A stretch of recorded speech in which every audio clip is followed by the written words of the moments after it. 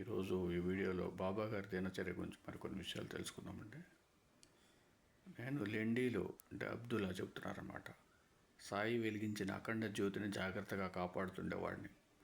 ఆ రోజుల్లో ఆ దీపం నేలలో 2 అడుగుల లోతుకు త్రవ్వబడిన గోతిలో ఉండేది. ఆ దీపం ఆరిపోకుండా పైన కప్పి ఒక గుడారంలాగా ఉండేది. ఆ గుడారానికి పైన ఒక రేకు ఉండేది. చుట్టూ సుమారు 20 తెరలు వేలాడదీయబడి ఉండేవి. నేను అందులో కూర్చొని మధ్యలో ఉన్న దీపాన్ని కనిపెట్టుకొని ఉండేవాడిని. సాయి లెండీకి వచ్చినప్పుడు ఆ దీపానికి దగ్గరగా కూర్చునేవారు. నేను నిత్యము 2 బకెట్లను నీళ్లతో నింపి ఆయన వద్ద పెట్టేవాడిని. ఆయన ఆ నీళ్లను దీపానికి అన్ని వైపులా చల్లేవారు. తర్వాత అక్కడి నుంచి లేచి ఒక్కొక్క దిక్కు వైపు కొన్ని గజాలు నడిచి తదేకంగా ఆ దిక్కుకేసి చూస్తుండేవారు. సాయి ఆ దీపపు గూడుకు వెనుక ప్రక్కన కూర్చునేవారు.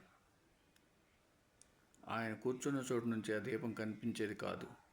ఆయన దీపం కేసి తదేకంగా చూడగా నేనెన్నడూ గమనించలేదు.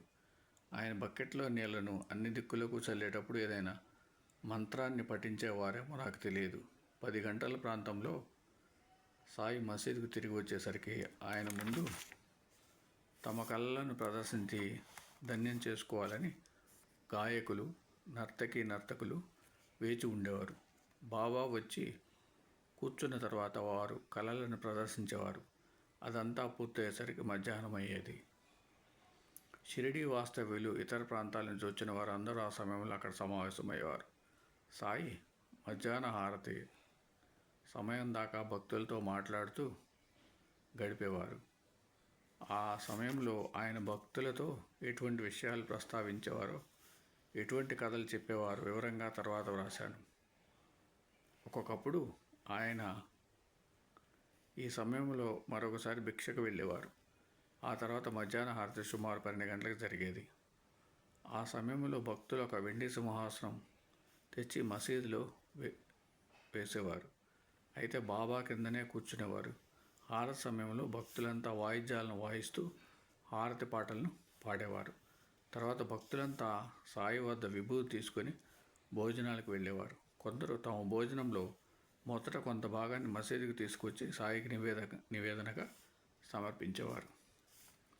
ఆయన సామాన్యంగా వాటిని తన చేతితో తాకి తిరిగి ఇచ్చేసేవారు. అరుదుగా స్వల్పంగా నోట్లో వేసుకునేవారు. ఒక్కొక్కప్పుడు ఆయన ఆ నివేదనలను భక్తులందరికీ ప్రసాదంగా పంచి కొంచెం దానిని సమర్పించిన భక్తుడికి ప్రసాదంగా మిగిల్చిచ్చేవారు. తర్వాత శ్యామ, బడే బాబా మొదలైన భక్తులతో కలిసి సాయి మసీదు నందే భుజించేవారు. వారిలో ప్రత్యేకించి బడే బాబా పక్కన లేకుండా సాయి ఎన్నడూ భుజించేవారు కాదు.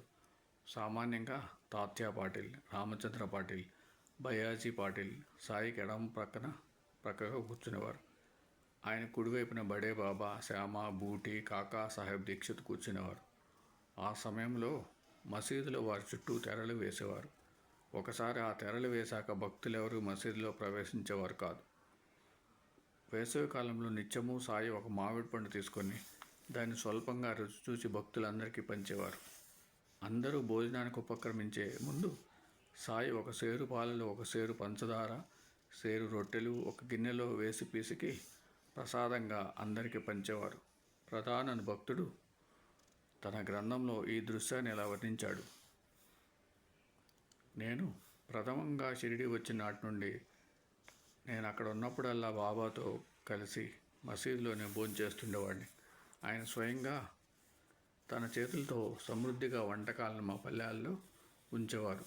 నాకు చాలినంతకంటే అదనంగా ఉన్న ప్రసాదాన్ని నేనెన్నడూ పారవేసేవాడిని కాదు. ఆ సమయంలో నా మేనకోడలను మసీదుకి రావించి సాయి వడ్డించిన దాంట్లో 3 వంతులు ఇంటికి పంపేవాడిని.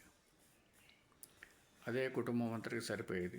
నేను నా కుమారుడైన బాబుతో కలిసి సాయిని దర్శించినప్పుడు బాబు మామూలు వంటకాలైన ఆసక్తి చూపనందువలన సాయి వాడికి మొదట పండ్లను పెట్టేవారు.